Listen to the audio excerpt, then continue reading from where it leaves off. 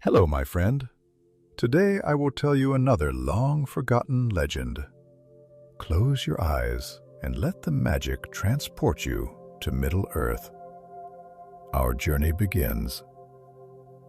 In the deep twilight of the Second Age, when the stars above Middle-earth burned steady and cold like ancient watchfires, and the rivers still remembered the songs of the firstborn, a shadow moved once more across the east.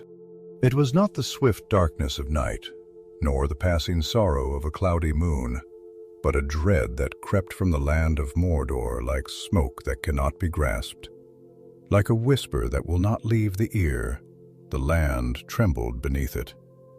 The trees, even those rooted in memory far older than the world of men, shivered with the knowledge of its return. There were those who knew the signs, the wise, the watchers, those who remembered.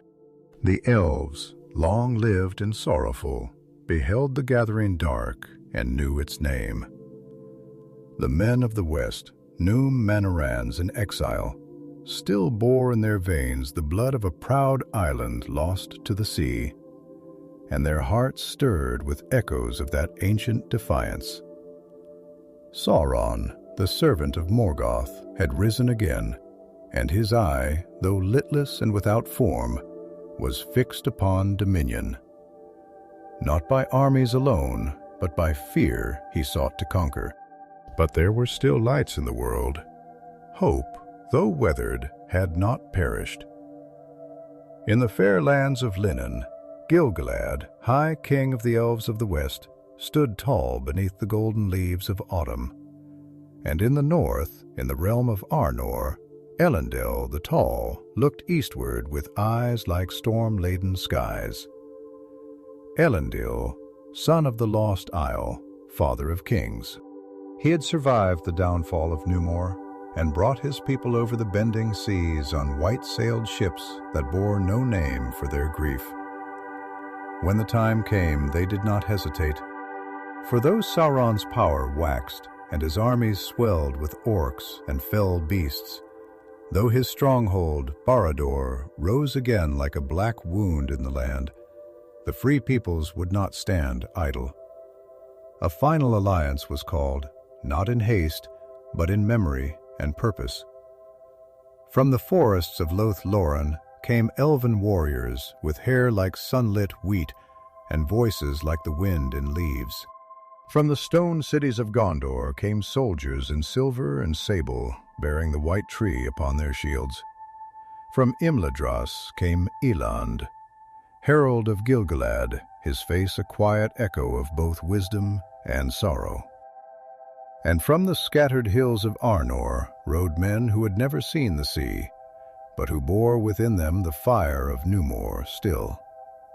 They gathered in the valley of Imladras, where the river sang, and time folded gently around memory. There, beneath the stars that had watched over the first awakening of the elves, they swore their oath, not to conquer, not for vengeance, but to preserve, to defend what still remained of beauty and freedom in Middle-earth. It was not the promise of victory that bound them, but the refusal to yield to despair. Elendil stood beside Gil-galad, tall and silent as stone, his sword Narsil at his side, its edge reflecting the starlight. "We cannot know what awaits us," he said, his voice like the low wind before a storm. "But we know what must be done." Gil-galad nodded, his gaze distant. "The shadow is a wound upon Arda. It must be burned away, though the fire take us also." And so they marched. The host moved eastward, slow and solemn. Banners of silver and gold, of white trees and stars fluttered against the sullen sky. They passed through lands once green, now scorched and emptied. In the distance, the black gate of Mordor loomed, a M through which war would soon pour. But the alliance did not falter. On the plains of Dagorlad they made their stand. It was a gray land, wide and bitter, where the grass grew in patches and the wind spoke of ancient grief. Here, beneath skies that no longer welcomed the sun, the War of the Last Alliance began, and from Mordor Sauron answered.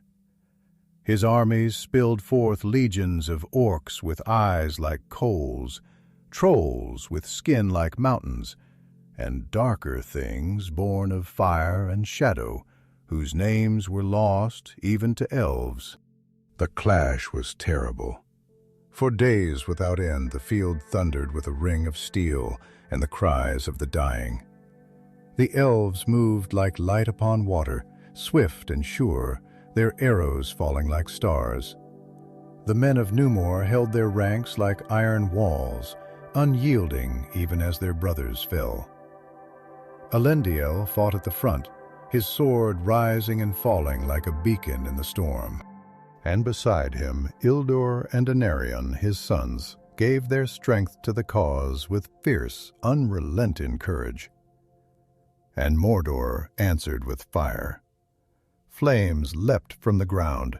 Creatures of ruin clawed their way from the ash. But the alliance pressed forward. Inch by inch, mile by mile, they drove the enemy back, until at last they came to the foot of the Dark Tower. Barad-dûr. It rose like a wound against the sky, a fortress of smoke and malice.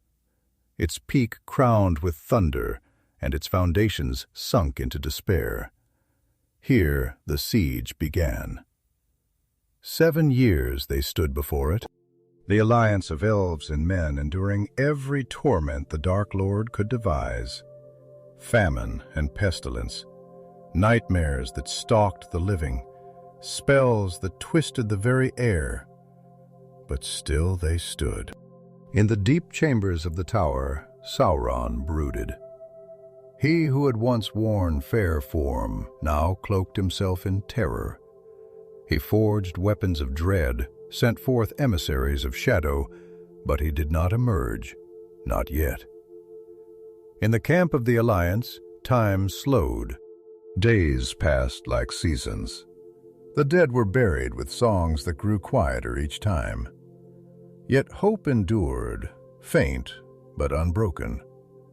And among the watchfires Elend walked, his gaze ever turned to the east, where a final reckoning waited like the hush before a storm. The land before Barad-dûr lay in a mournful silence, as if even the breath of wind dared not speak in the presence of such ancient evil. The sky was a lid of dull iron pressing down on the plain with a weight that made even the strongest hearts weary. The very air tasted of ash and memory of things long dead and never buried. The earth beneath the feet of the Alliance was blackened and cracked, its veins running deep with old fire, as though the mountain itself bled slowly, endlessly, from wounds it had suffered in ages beyond recall. And above it all, the tower loomed, not merely a structure of stone, but a symbol, a monument to domination, a will made visible. It rose not with grace, but with hunger, a jagged spire of despair that seemed to lean toward the watchers below, as though it would fall and crush them for their defiance. Within the shadow of that fortress, the Alliance endured.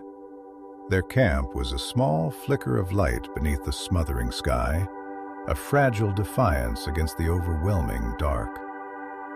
Fires burned low, guarded jealously, not only for warmth, but for the small comfort they gave. The illusion, perhaps, that the world still turned, that the stars might one day be seen again through the ever-choking smoke.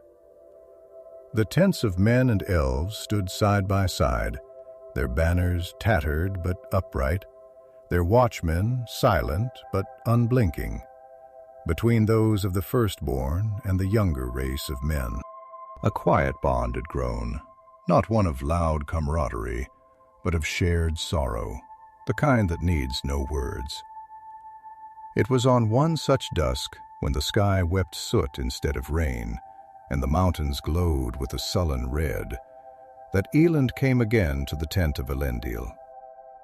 The High King of Arnor sat alone, his great helm resting beside him, his hand wrapped around a vessel of cool water drawn from the stream that barely trickled through the plain. A stream the elves had found, hidden beneath rocks and ruin, and coaxed to the surface again with songs so soft they were mistaken for wind. Gil-galad walks beneath the stars, though there are none, Elrond said as he entered, his voice a low murmur, as though speaking too loudly would bring the wrath of the mountain. He says he listens for them still, that they speak to those who have not forgotten their voices. Elendil looked up, his eyes darkened by weariness, but lit with the embers of thought. Then I envy him, for I have forgotten the stars. I remember their pattern, their stories, but not their light. When I try to recall them, it is as if I am reading from a book whose pages have all turned blank. Tell me, Master Elend, do the stars grow fainter when evil waxes strong, or do we merely lose the eyes to see them? Elrond stood silent for a moment, letting the question hang in the air like smoke that refused to rise. Then he stepped forward and knelt by the brazier, feeding it a twist of dry root that flared briefly in golden blue. "Perhaps both," he answered at last, his eyes catching the reflection of the flame. "The Valar speak of sight as a mirror, not a lantern. We see by the light we carry within. And yet even the brightest mirror is clouded by shadow when the source of the shadow stands close enough." Elendil considered that in silence. Then after a long breath he leaned back in his chair, his great shoulders sinking as if the weight of the world lay upon them. "We have stood here 7 years," he said, and his voice bore the weight of each one. 7 winters beneath a sunless sky, 7 springs where nothing blooms, 7 summers of dry air that cracks the lips and sears the soul. And still he does not come. He sends his beasts, his plague, his fires, but he does not come. I do not believe he will until we are broken first. "Sauron waits," Elrond said, and his words carried the cold of ancient snow. "He watches through eyes not his own, through winds that speak to him, through whispers that pass between walls of stone. He listens for our fear, for the creak of faltering resolve. He knows that time is a weapon. Not every sword strikes in a single blow." Elendil turned to him, his face suddenly fierce with a quiet passion that surged like a river beneath ice. "Then we must teach him that we are not stone, nor flame, nor iron. We are oath and memory. We are what remains when all else is lost. If we do not hold now, then there will be no dawn for any who follow." Outside a wind stirred, soft at first, but rising, tugging at the flaps of the tent, wailing low and long like a child crying in a sleep it cannot wake from. The brazier's flame shivered, casting long shadows across the canvas walls. And in those shadows, the 2 figures seemed as statues, one young and bright-eyed, the other old and grave, both carved by the same sculptor. "Sorrow," Elrond spoke, but his words were barely louder than the whisper of fire. "I have walked through the ruins of Boleriand. I have seen cities drowned and mountains shattered. I have heard the silence of those who never came back. This war, it is the echo of the first war, the shadow of all that came before. And yet in all that loss I have not despaired, not truly, until now." Elendil turned, not in anger, but with the sudden gentleness of one who has known despair, and wrestled it long enough to wear it like a second cloak. "Then hold to me," he said, and placed a hand on Elrond's shoulder, firm as a tower set upon a hill. "If your hope dims, let mine bear its burden. And if mine should fail, then let us walk together in the dark until the dawn finds us or forgets us." Elrond closed his eyes, and for a moment the brayer flickered lower, then flared again. A wind from the east side sighed against the tent walls, as though even the land had heard and drawn a breath. Outside, Gil-galad stood upon a small rise of stone alone, his cloak streaming like a banner in the windless air. His gaze was turned upward to the ash-choked sky, and though no stars shone, he began to sing, not in defiance, but in remembrance. It was a song of starlight on the waters of Cuvian, of the first sight of trees crowned in silver and gold, of light that knew no shadow. The notes were thin, fragile, almost lost in the void. But they wrote, and in the hearts of those who heard, something stirred, a memory, a promise. Not that they would win, but that it was still worth standing, still worth hoping, still worth singing into the silence. Thus the long night deepened, but did not conquer. The years that followed were measured not in days or months, but in the slow shifting of silence, in the weathering of faces, and the deepening of lines around eyes that had seen too much and not enough. The siege wore on like the grinding of stones beneath a glacier, inexorable and without mercy. And all who endured it came to understand that this war was not only one of steel and fire, but of the soul, where the greatest battles were fought not with sword or spear, but in the quiet spaces between battles, when memory crept like mist and doubt settled like frost upon the heart. Within the ring of tents that dotted the bleak field before Barad-dûr, life had settled into a rhythm so subdued, so haunted, that it felt less like living and more like an echo of it. Elves moved through the camp with the grace of dancers who had long forgotten their music, while the men, grim and weary, wrapped themselves in the cloak of duty, their voices low, their laughter all but vanished, replaced by the weight of waiting and the knowledge that any day might be the one that ended them. There was, however, one fire that still burned with unrelenting heat, even if it did not blaze as brightly as before, and it dwelled in Isildur, son of Elendil, a man carved not of marble or myth, but of sorrow and steel, whose heart beat with the fervor of his ancestors, and whose eyes held the storm-tossed light of the sea that had swallowed Numor. One evening, as the sky bled rust and smoke, and the clouds over Oridren pulsed with a dark fire that did not die, Isildur walked the perimeter of the camp, his boots stirring the dust that had lain undisturbed for centuries. He was alone, though he knew that Elendil and Gil-galad had noted his restlessness, and that they would speak to him again in time. But for now he needed solitude, not counsel. The wind that blew from the east was warm, but it carried no life, only the scent of sulfur and cinders, as though the land itself exhaled its pain. He paused by a dead tree, its limbs twisted like the hands of a man reaching for salvation that never came, and placed a hand upon its bark, feeling the brittle texture, the hollowness within. It reminded him, oddly, of the halls of Armenel before the fall, majestic on the surface, but beneath riddled with pride and rot. Behind him, soft footsteps crunched against the gravel.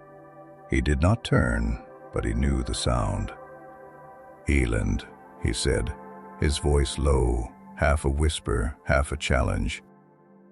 "You follow like the wind, never seen, but always felt." Elend approached and stood beside him in the dying light. His face as still as the surface of a deep lake, but his eyes glimmered with unspoken thought. "You walk as though the land might speak to you, Isildur," he said quietly, "as though its wounds might offer some answer we have missed." Isildur did not respond at once. He stood with his hand still pressed to the lifeless bark, then finally drew away and stared into the distance, where the red glow of Mount Doom flickered like the eye of some beast that dreamed of blood. "I wonder," he said after a silence so long it might have been mistaken for reluctance, "I wonder if the land remembers what it once was before the shadow took root, before we too came with our banners and our swords and our noble cause. Does it know the difference between the footsteps of tyrants and those of kings? Or is it all simply wait to be endured until the mountain swallows us all?"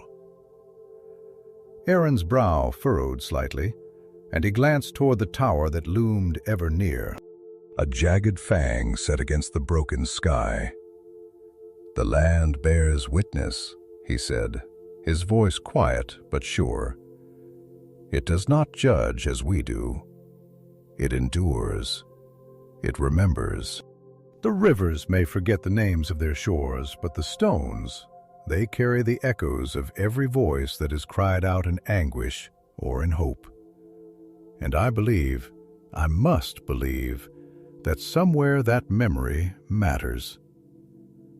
A silver laughed, a sound not harsh but hollow like wind blowing through a ruined hall. "Hope. Yes, we speak of it often as though naming it might make it real.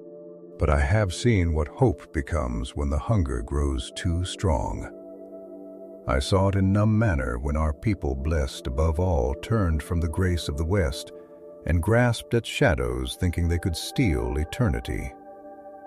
And now here we stand beneath the gaze of another deceiver, another god in all but name, and we speak of hope once more." He turned fully now, facing Elrond, his eyes hard but not unkind. "Tell me honestly, do you not fear that even should we win, even should Sauron fall, we will simply rise to take his place? That power once touched leaves a stain that never fades."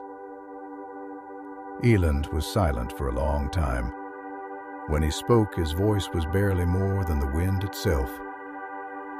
"I do fear it," he admitted, "because I have seen it before, not only in men, but in my own kind. There is a shadow that lies not only in Mordor, but within us. We are mirrors, Isildur, every one of us. And the longer we look into the dark, the more we risk becoming its reflection." The two stood in silence. Then, as the wind picked up, swirling ash around their boots, carrying it across the camp like snow in a world where winter never ended. Far off, a horn sounded, distant, mournful, the call of a scout returning, or perhaps a warning, but neither moved. Finally, Isildur turned back to the tree, its limbs creaking in the breeze. "I dream of water," he said, almost to himself, "of white sails and silver shores, of a land where my children might live without swords in their hands. I dream, and then I wake here in this ruin, in this memory of the world." Elend stepped forward and placed a hand on his shoulder. Not as a lord to a warrior, but as one soul to another. "Then let that dream be your light," he said. "Let it be your star. We must hold on to our dreams, Isildur, for the darkness cannot dream. It only consumes." And for a moment, just a moment, Isildur looked again toward the mountain. And though his jaw was tight and his eyes shadowed, there was a flicker within them, small but steady, a glimmer like the edge of dawn, barely rising beyond the rim of the world. The mountain rumbled. It was a deep, unsettling sound. Not loud, not thunderous, but rather like the slow cracking of some ancient shell beneath the skin of the world. A reminder that the heart of this land was not dead, but slumbering, and in its dreams it burned. Oroduin, the mountain of fire, stood not simply as a monument to destruction, but as a breathing, brooding presence, its voice thick with molten wrath, its voice like the groaning of a giant in chain. The skies above it had long forgotten the blue of peace. They churned instead with smoke and bruised light, a ceaseless conflict of storm and soot, where no bird dared fly, and no sun had shone in many seasons. The light that fell upon the plain was not light at all, but a kind of weary glow, sallow and lifeless, as if the sun itself were ashamed to gaze upon this place. The siege had entered its 7th year. In the minds of many, the number 7 was sacred, symbol of completion, of divine order, of fateful culmination. But here in this place where hope came to die, the number felt more like a curse, as if the passage of time itself mocked the alliance, turning their resolve to dust, their memories to ghosts, and their strength to brittle glass. Within the camp, quiet had settled like a snowfall that no season could melt. The clang-anger of battle was far behind them, and ahead only the tower still unbroken. There were no more charges, no great victories, only endurance. The long, silent war of attrition between will and despair. Men sharpened swords they no longer expected to raise. Elves tended to wounded who did not speak. And among them the oldest hearts began to falter, not with noise, but with a sigh, with a silence that grew too comfortable. On such a night, when the wind blew dry and bitter from the mountain's flanks, and the stars remained hidden behind a ceiling of grief, Anarion sat with his father beneath the banner of the white tree. The cloth had once been brilliant, woven with threads of mithril and moonlight, but now it hung torn and faded, its edges singed, its symbol dimmed but not erased. Elendil, his hands clasped loosely upon the hilt of Narsil, stared long into the fire before them. The flames danced with little joy, throwing shadows across his face, etching new lines beside the old, like scars written by time instead of blade. He had spoken little in recent weeks, choosing instead to let silence be his language. A silence not of retreat, but of contemplation, like the quiet of a stone that endures all storms by simply being what it is. And Arion broke the silence first, his voice quiet, hesitant like one placing a hand upon water, unsure whether it will ripple or shatter. "Father," he said, "I do not dream anymore." Elendil did not look up, but his brow moved slightly, as if a distant thought had stirred. "I used to," Anarion continued. "When we first crossed the sea, my dreams were full of stars, of ships that sailed unbroken into morning, of Numor, as it was, shining and unyielding. Even here, in the first years of this war, I dreamed of towers rebuilt, of peace not merely won, but understood. But now there is only the mountain and the shadow beneath it. I close my eyes and see nothing else. It follows me even in sleep." Elendil's voice came slowly, like water drawn from a deep well. "Do you know? He said that in the days of our ancestors, the greatest punishment was not death, but forgetting. To be unremembered, to vanish from the hearts of the living, that was the truest doom. They believed that memory was a fire that kept the soul warm beyond the world. I think perhaps dreams are part of that fire. Anarion turned toward him, the firelight catching in his eyes. Then what are we if the fire goes out?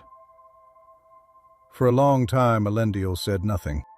He sat very still, his gaze fixed upon the embers as though trying to read a truth written in ash. When he spoke again, his voice was softer but no less firm. Then we must become the fire. He looked at his son at last, his expression not fierce but full of sorrow and steel, like a sword that had been tempered not once, but again and again until it knew its own purpose, not by edge, but by endurance. We are the keepers of the flame, Anarion. Not the light, no, for that belongs to Au and to the stars. But we are the ones who guard it, who carry it through shadow, who shield it with our bodies when the wind howls too loud. If we stop dreaming, it is not because the dreams are false. It is because the burden of holding them is too great. But we must hold them still. The wind sighed through the camp, rustling the canvas, stirring the ashes. And far above, the clouds shifted just enough to reveal a single star, pale and distant, like a tear frozen on the cheek of the sky. Anarion followed his father's gaze, and for a moment, the silence between them felt full, not empty.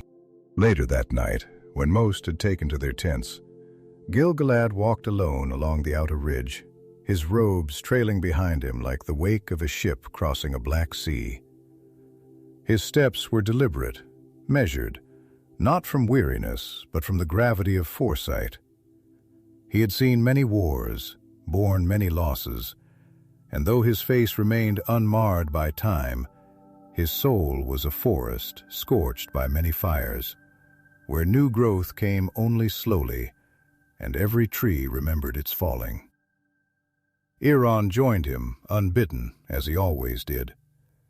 They did not speak at first, but moved together like twin stars in an ancient sky, bound by the same orbit of duty and sorrow. At length, Gil-galad spoke, and his voice was like a harp string plucked in a storm, gentle but resonant. "Do you feel it, Elend? The tide. It shifts." Elrond nodded, his gaze fixed on the black spire in the distance. "It rises, and the shore draws near." "Too near," said the High King, stopping. "We cannot hold the line much longer. The hearts of men waver. Even the elves grow dim in this place. The mountain feeds on hope." Elrond turned toward him, his face illuminated by the flicker of starlight and memory. "And yet we remain." Gil-galad smiled faintly, though the expression did not reach his eyes. "For how long?" "As long as we must." They stood together on that bleak hill, watching the world turn, not with joy, but with quiet resolve. The land below groaned in its long agony, but still they held fast, like stones placed by a hand long gone, carved to endure, not to win. And deep within Barad-dûr, Sauron stirred. He had watched, he had waited, but now he would rise. It began with a silence that was not silence, a stillness so profound that even the wind seemed to hold their breath, a tension in the air that set every blade of dry grass trembling, every tent flap shivering as if the earth itself awaited a sound that had not yet been born. The fires in the camp dimmed inexplicably, not extinguished, but muted, as though the light feared to draw attention to itself. Horses stirred uneasily, stamping the scorched soil, their breath visible though the air was warm, and the watchers on the outer ramparts looked eastward with unease, mounting behind their eyes like storm clouds gathering behind the mountains. And then at last the tower sang. It was not a song in the way the elves understood music, nor was it a cry in the tongue of men. It was a resonance, a note struck from the deepest chord of despair itself. A vibration that passed not only through the ground, but through the bones, through the heart, through the very marrow of those who heard it. Barad-dûr, ancient and abhorrent, alive in a way no structure should be, pulsed with power, its stones groaning and flexing as if the tower drew breath, and from its summit, shrouded in shadow, wreathed in storms that wept fire instead of rain. Sauron stepped forth, not as he once was, fair of form and subtle in his deceits when he had beguiled kings and whispered into the minds of proud hearts, but terrible and unhidden, a figure forged of darkness and fire, cloaked in the remnants of stolen glory, a mockery of a king. His presence was an absence, a void that consumed light and hope in equal measure. And where he walked, the very air recoiled, curling away as if to flee the touch of a will so immense, so ancient, that it had forgotten mercy. From the camps of the Alliance, a trumpet sounded, not as a call to war, but as a defiant breath, a sound that dared to rise into the face of despair. Elendil heard it from his command tent, and he stood slowly as though waking from a long dream. His eyes, which had looked upon the downfall of Numor, upon the ruin of lands more fair than any now left in Middle-earth, narrowed not in fear, but in understanding. He stepped outside into the wind, and the night seemed to part for him, not with reverence, but with acknowledgement. Here was a man marked by fate, whose footsteps had long echoed with the sounds of doom, and yet who had not turned from the path. Behind him came Anarion, neither speaking, for what words could there be at such a moment? The war had stretched them all, had hollowed them, but left within that hollow space something strange and unbreakable. Resolve not born of confidence, but of necessity.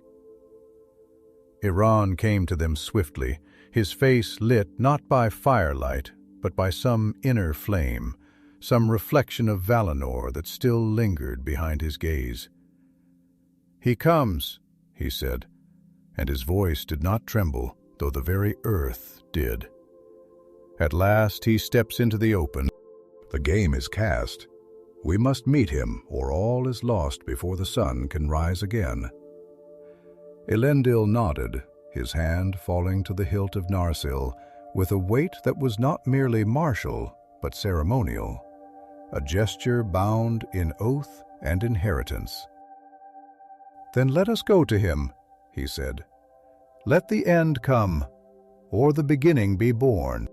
They rode not in silence, but in solemnity, a company of the greatest lords of Middle-earth, moving through the camp like the last leaves of autumn, carried by a wind that knew winter was near. The men watched them pass and did not cheer, for this was not a march of glory, but of reckoning. The elves sang no songs, but bowed their heads, their voices hushed with the weight of memory and mourning. Even the stars above, long hidden, seemed to peer through the smoke, distant and faint, as if unsure whether they should bear witness. And before the black gate, beneath the looming tower that watched with lidless malice, they found him waiting. Sauron, he stood alone, yet his presence filled the plain.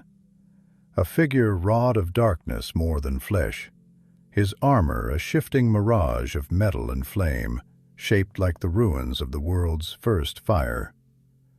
No eyes were visible beneath his helm, yet all felt his gaze, probing, peeling understanding.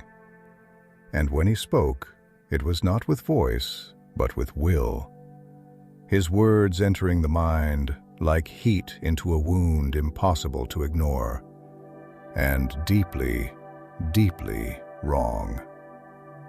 Elendil, came the thought, echoing across the plain like a son of the fallen isle. You stand again before a power you cannot comprehend. Have you learned nothing from your ruin?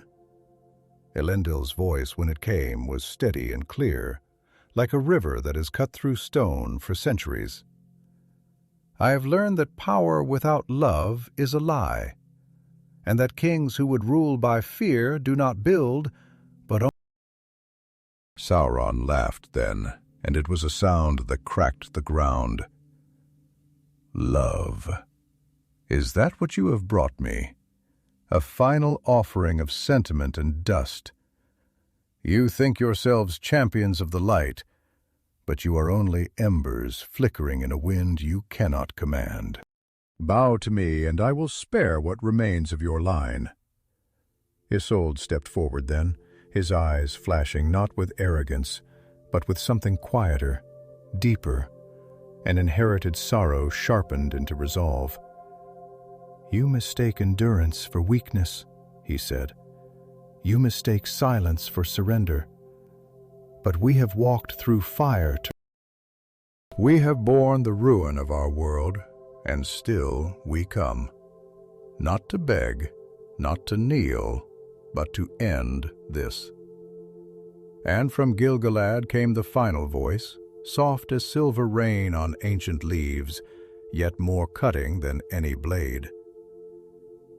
You were once among us, Sauron. You knew the music of the stars. How low you have fallen to twist that song into chains. Sauron raised his hand, and the sky above seemed to scream, lightning flashing from cloud to cloud, illuminating his form in brief, terrible glimpses. Then come, he said, though no word passed his lips. Come and test your light against the last of the dark. Let the world break upon you. And the battle began, not with a charge, not with a cry, but with a meeting of wills so fierce that the very world seemed to bend. Elendil and Gil-galad, side by side, blades drawn, stepped into shadow. They did not look back. The clash was not like other battles, for it was not merely fought with weapons or bodies or strategies wrought by clever captains. It was an unraveling, a collision of truths so ancient that the sky itself seemed to shudder, as if remembering a time when the world was not yet shaped, and all things lived only as songs in the mind of the darkness that surged from bearer was not merely the shadow of evil, but the memory of it, the concentrated hate of an age that had never been healed. And it moved not with speed, but with certainty, like a tide rising not to destroy, but to claim. And Elendil, tall and terrible in his sorrow, strode into it with the grace of one who has nothing more to lose, only oaths left to fulfill. Beside him, Gil-galad shone not with joy, but with the kind of light that comes after morning, the glow of a star seen through mist, beautiful but unreachable. Together they advanced, not toward glory, for that had long since burned away, but toward something quieter, heavier, the burden of finality. Their swords gleamed in the half-light, catching what remained of the world's color-like vessels, desperate to preserve even the smallest sliver of what was beautiful before it was devoured. Around them, the armies had erupted into chaos, but not disorder. It was a fury too precise, too desperate to be called disarray. Elves and men fought not with the certainty of victory, but with the clarity of necessity. The enemy was endless. An ocean of orcs and monstrous shapes, of fell spirits clothed in broken forms, of fire and ash and ancient rage. And yet the alliance held because they must, because there was no other road left to walk. Within the eye of this storm, the duel unfolded, not quick, not clean, but like the slow grinding of mountains against one another. Gil-galad and Elendil struck at Sauron, not only with blades, but with the full weight of all they had borne, the grief of immortal memory and the defiance of mortal loss. Their weapons flashed like lightning, not bright, but blinding in the gloom, and where they struck, even the darkness recoiled. But Sauron was not merely a foe. He was a storm wrapped in shape, a tempest of will hardened into wrath, and every blow he returned rang not only through flesh, but through the soul. Time in that moment forgot itself. To those who watched, and there were many, though none could approach, the battle seemed to stretch and condense, each moment a lifetime, each heartbeat a universe. Elrond stood among the captains, his eyes wide, not with fear, but with the weight of understanding, for he knew what was being asked of his king, and he knew deep in the marrow of his spirit that the price would be exacted in full, and he could do nothing but bear witness. Sauron's voice, when it came, was not spoken but felt pressed into the minds of those nearby, like a brand seared into thought. "You are dust," it hissed. "You are a flicker in the wind. You are the memory of a flame that once dared to dance before the night." And Elendil, bleeding from a dozen wounds, his armor cracked, his breath ragged, raised Narsil high, and answered not with rhetoric, but with the gravity of his being. "We are the spark that returns to the fire. We are the silence that survives the scream. We are the pain that remembers love.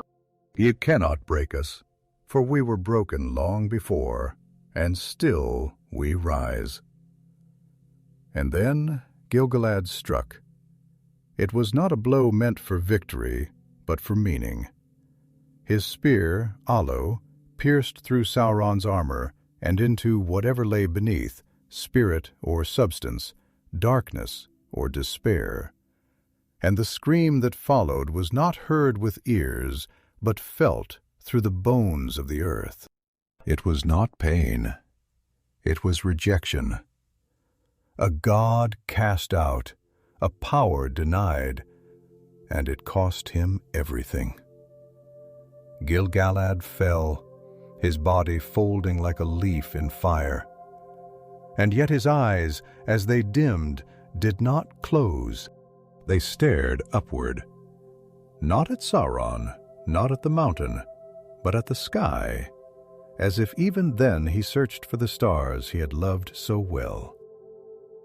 Elendil cried out, not in anguish, but in wrath, not the rage of hatred, but the rage of love betrayed, of a world ravaged again and again by the same ruinous hunger.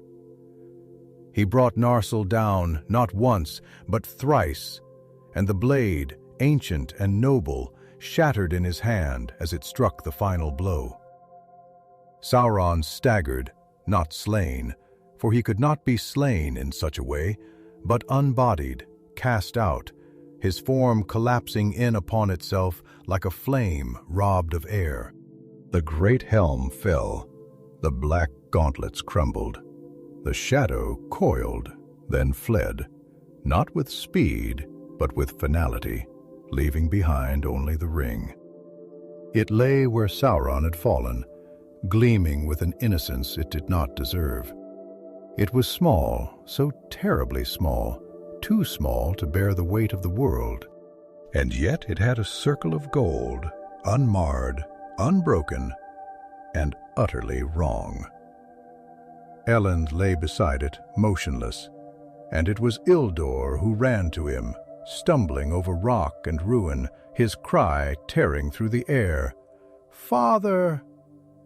He fell to his knees, cradling the body of the man who had led them through fire and flood, who had crossed a broken sea, not to escape death, but to meet it on his own terms.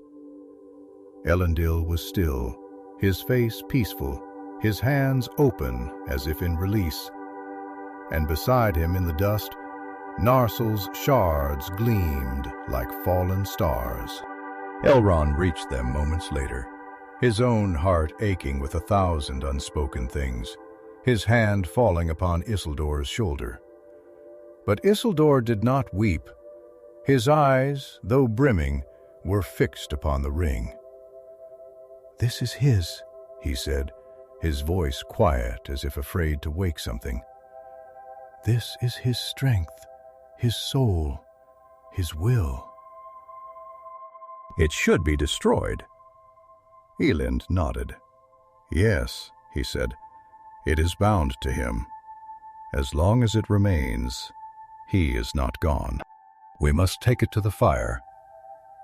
Isildur held it up, and in the strange dim light of Mordor it caught a glimmer, not bright but subtle, a whisper of power, a hint of things promised. And Isildur hesitated. The silence that followed the fall of Sauron was not relief. Not the kind of silence that comes when danger is past, nor the quiet joy of a storm finally spent. It was a deeper, older kind of stillness, the kind that clings to the hollows left by greatness lost and wounds not yet healed. A silence filled not with peace, but with questions. The battlefield, once thunderous with steel and fire, now lay still beneath a bruised sky. And even the mountain, or a druin whose fury had lit the heavens with crimson and smoke, seemed to draw in its breath, as though uncertain of what the world would become without the will that had once stirred its veins. Isildur stood at the heart of that silence, alone, though surrounded by the fallen. And before him the ring gleamed like a fallen tear that did not dry. A perfect circle nestled among the ash and broken stone.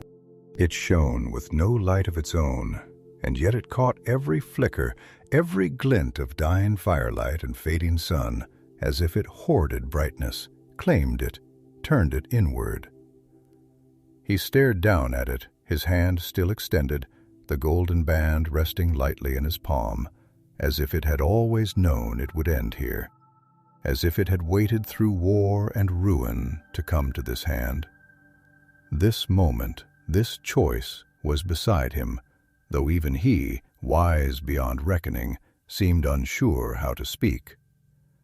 His breath rose slow in the cooling air, and he looked not at the ring, but at Tur, as though he knew that no word could touch the metal, but that perhaps a voice could still reach the man. "You know what it is," Elrond said at last, and his voice was not commanding, but pleading, quiet, weary, filled with the ache of a long burden borne too long. "You know it is not gold, but shadow. You know it is not a treasure, but a wound, one that bleeds not outward, but inward into the soul of whoever dares to claim it." Isildur did not answer at once. His gaze remained fixed on the ring, and the wind, soft and smoky, brushed against his hair and the hem of his cloak-like fingers, trying to pull him away or draw him closer. He could not tell. The battlefield stretched out behind him, littered with the broken shapes of friend and foe alike, and the mountain, distant but ever-present, loomed like a conscience-given form. "I know," Isildur said at last, his voice roughened by more than grief. "I know what it is. I feel it. Even now it speaks to me, not with words, not like Sauron's voice, not so crass, but with something deeper. It is like a mirror that does not show you your face, but the face you wish you had. It shows you what you could be, what you almost were, if only. He trailed off, and Elrond stepped closer, though his voice remained soft. "If only what?" "If only I had been stronger," Is said. And now he looked at Elend, his eyes bright with a terrible kind of clarity. "If only I had been wiser. If only the world had not broken again and again before my feet." "It whispers to me of healing, Elend, not conquest. It promises restoration, to make right what has been torn, to give meaning to sacrifice, to bind the wounds of a world too long sundered. Is that not what we have fought for?" Elrond's hand trembled, but not with fear. "No, that is the lie. It does not heal. It only holds. It freezes. It traps. It does not mend the broken thing. It makes the brokenness into a monument and then forces all the world to worship it. That is not peace. That is stasis. That is death without the dignity of silence." Isildur looked down again, his fingers closing slightly around the ring. "I have lost everything," he whispered. "My brother's blood still stains my hands. My father lies broken beside me, and his sword, his blade that was meant to preserve all that we are, lies in pieces. We have won, and I feel only emptiness." Elrond stepped forward, his voice fierce now, not in anger, but in compassion sharpened by sorrow.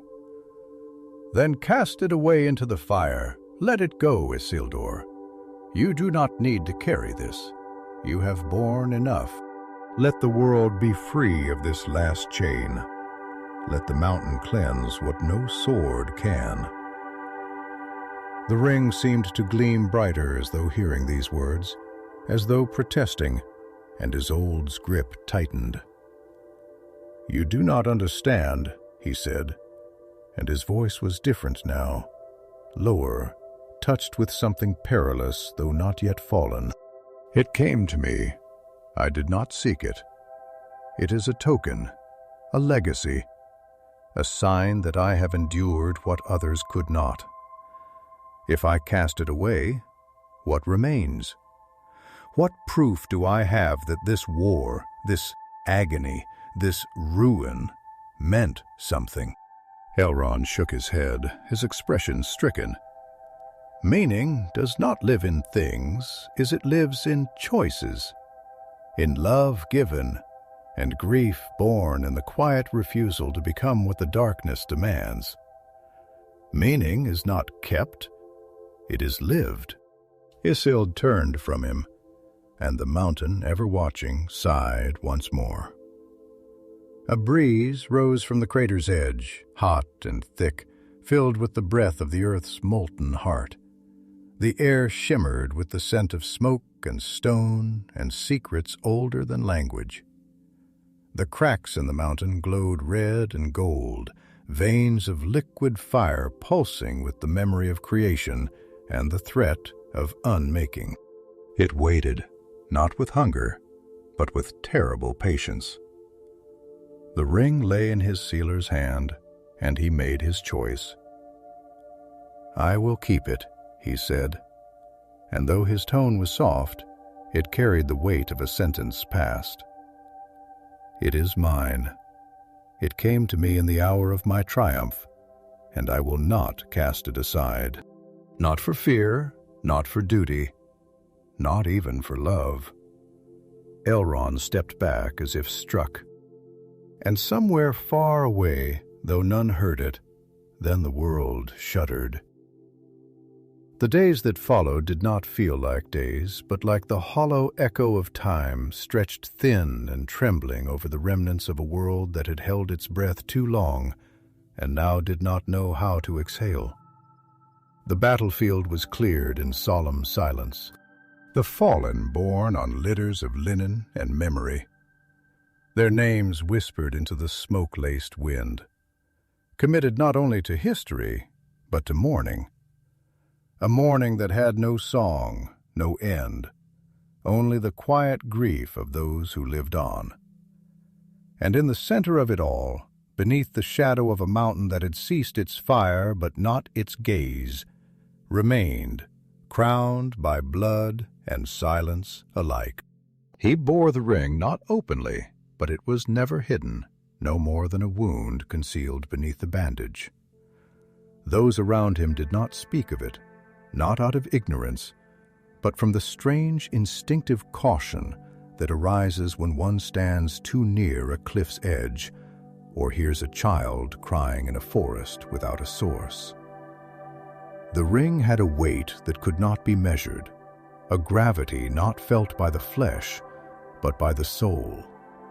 And wherever Isildur walked, it walked with him, not behind nor beside, but within. The shards of Narsil were laid reverently in a casket of stone and silver, and Elend, though still silent from the wound of Isolde's choice, stood at the ceremony with a stillness more profound than stone. His hands folded before him, his eyes fixed not on the broken blade, but on the man who had once held it. Later, when the tents were struck and the armies turned westward, stood upon a ridge and looked back toward Mordor, toward the tower that lay broken and the mountain that still breathed its sullen sighs, he said nothing for a long time, not even to his kin, though they waited near.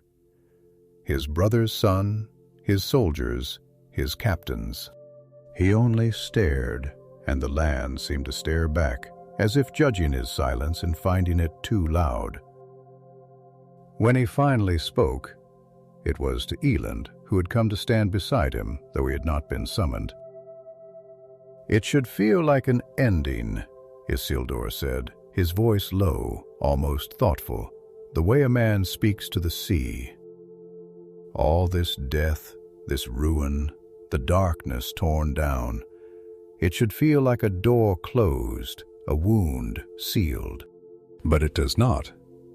It feels unfinished, like a story told in haste, or a song that forgot its final verse.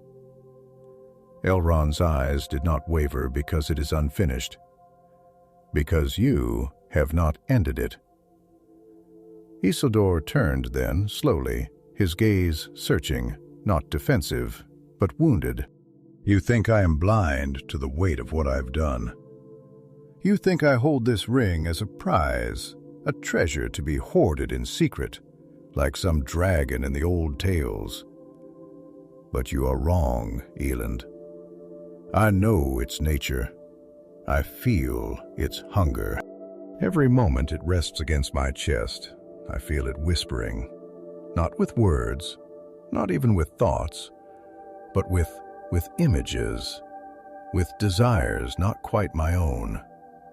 It does not speak of power, not to me.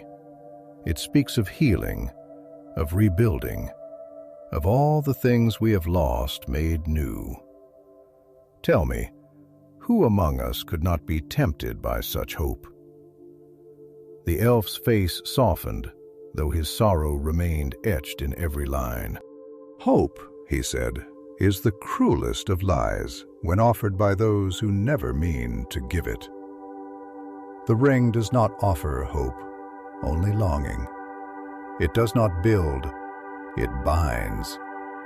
It twists the wish until the wisher cannot tell if what he desires is light or only a different kind of shadow." Isildur breathed deeply, his fingers brushing the chain around his neck beneath the folds of his cloak. "And yet I cannot cast it away, not now, not yet.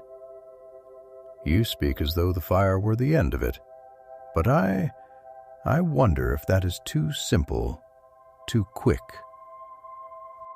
The pain this ring has caused is vast, yes, but so too is the power it contains. Would it not be the greater justice to master it, to bend it to good, to shape it into something new, something that repairs instead of destroys? Elrond's gaze grew sharper, not in cruelty, but in piercing compassion. "Isildur," he said gently, "do you hear yourself? These are not your thoughts, not entirely.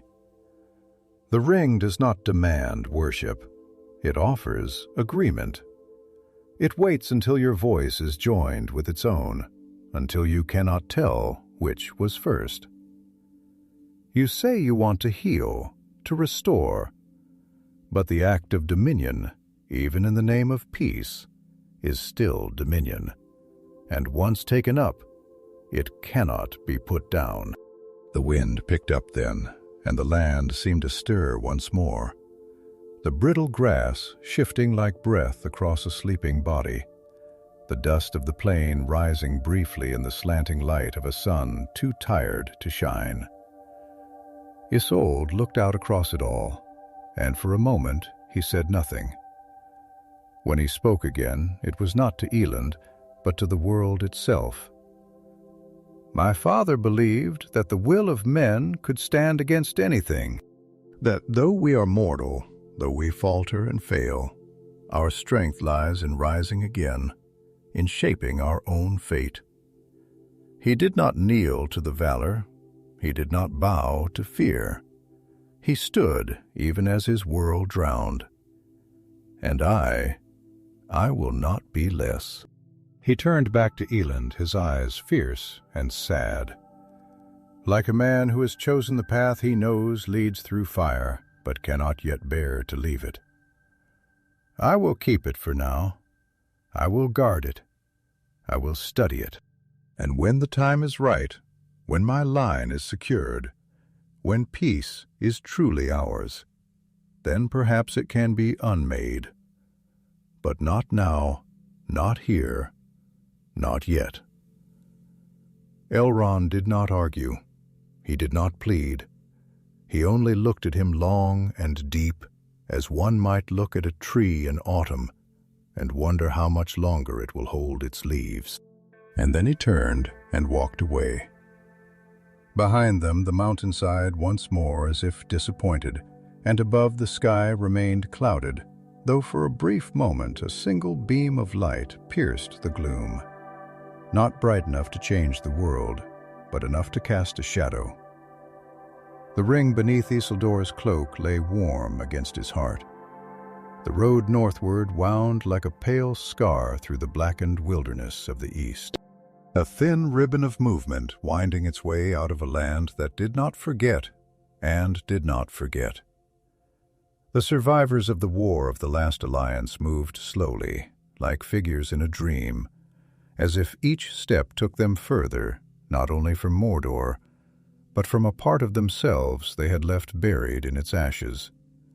Something irretrievable, something that had been taken not in battle, but in silence, in the long, harrowing quiet that followed the final clash of swords and the falling of kings. The soldiers did not sing. They did not speak much.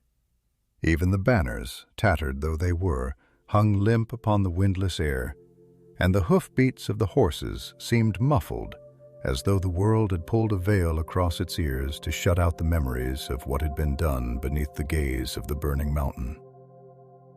Mildr rode at the head of the new Menorian column, his bearing still noble, still proud, but now heavy with a kind of pride that knows it must defend itself not against others, but against its own doubt. He wore a new cloak of deep blue and black, stitched hurriedly for the return, and beneath it, close to his breast, the ring remained. A secret no longer hidden, yet not openly declared. It hung from a simple chain, yet its presence was anything but simple, for it seemed to thrum, faintly, with a rhythm not quite in time with his heartbeat, like a second pulse that beat within him, or beside him, or perhaps above him, like some unseen crown. The land through which they passed had once been green, though it remembered its life only in silence now. In the broken bones of trees that stood leafless and black, their limbs stretching skyward like the hands of the fallen, pleading for the stars. Rivers once clear and silver now ran dark and sluggish through banks choked with ash. Birds did not sing here. If they remained, they watched in silence from the uppermost branches, their songs silenced by the lingering weight of evil that had not yet fully fled, only withdrawn like a tide preparing to return. Even the stars at night seemed dimmer, as though veiled by a sorrow they had no words to express. On the 6th night of their journey, they camped near the banks of the Anduin, where the river flowed slow and wide, the moon casting a long path across its surface that shimmered like a road of ghosts. The men built no fires, none were needed, for the nights were warm and the darkness not unfamiliar. Isildur stood apart from the rest, his gaze fixed upon the water, his thoughts as turbulent and tangled as the currents that moved beneath its glassy surface.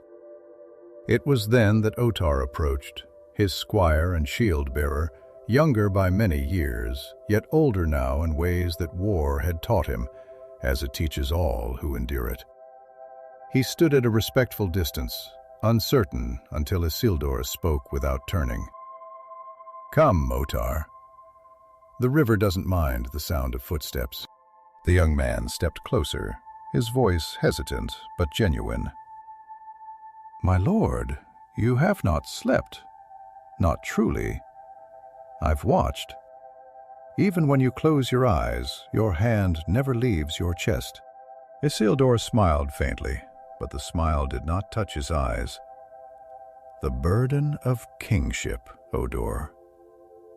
We carry the realm within us, its pain, its hope, its weight." There was a long pause, filled only by the rustle of the river and the soft whisper of reeds. Utar glanced at the pendant hidden beneath Isildur's cloak, and dared a question few would have spoken aloud. "Do you trust it?" Isildur did not answer immediately. He crouched by the river's edge, scooping a handful of water and letting it run through his fingers, watching the moonlight catch on each droplet like memory fleeing the hand. "I trust nothing that speaks without voice," he said at last. "But I believe that it was given to me for a reason, that in the end, even the darkest of things may serve the light if wielded with wisdom." Oros looked troubled.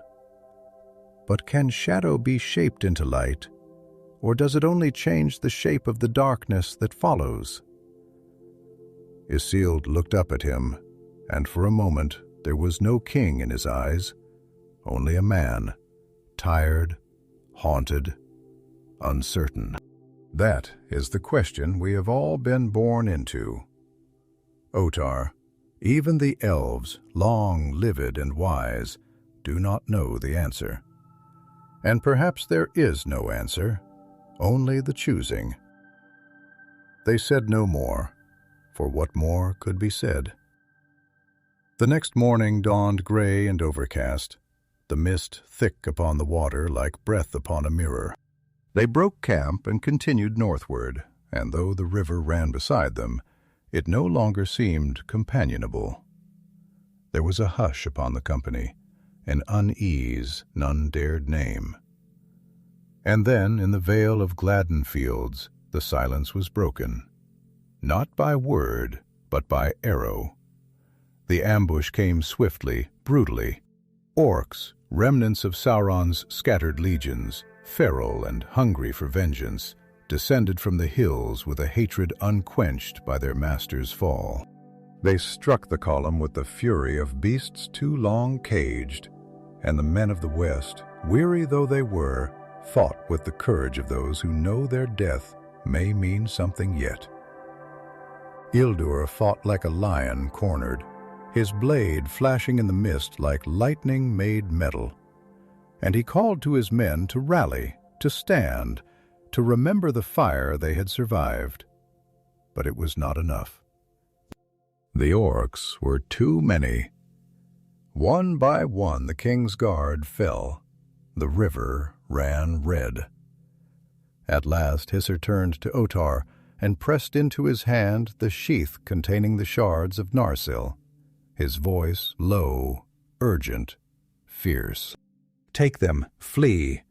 The sword must be kept, even if I am not." "But there is no time," he said, his eyes wild with something between grief and fire. "Go now." And so Otar fled into the forest, heart pounding with shame and sorrow and duty. Isir, wounded but not yet fallen, turned toward the river. The ring, that small and shining lie, gleamed still at his breast. He hesitated only for a moment, and then slipped it upon his finger and vanished. But the ring had its own will and its own hunger. In the water, it betrayed him. It slipped from his finger. It called the arrows to find him. And so the last king of the last alliance fell not upon the battlefield of Mordor, but in the quiet reeds of a nameless bend in the river, unseen